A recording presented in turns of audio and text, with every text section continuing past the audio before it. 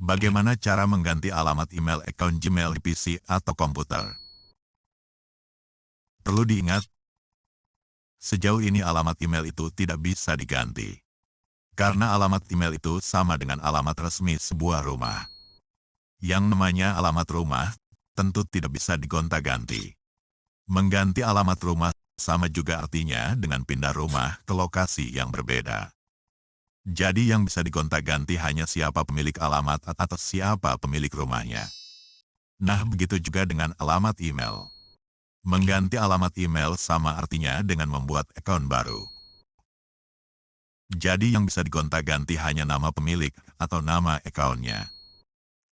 Itu sebabnya pada dashboard akun Google, sebagai tempat mengganti segala hal yang berhubungan dengan akun Gmail kita, selama ini tak pernah ada fitur untuk mengganti alamat emailnya.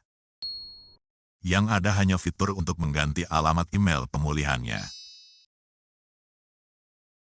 Kemudian fitur untuk mengganti nama pemilik atau nama akunnya. Cara untuk kedua itu sudah pernah saya bagikan pada video sebelumnya. Linknya berikut ini.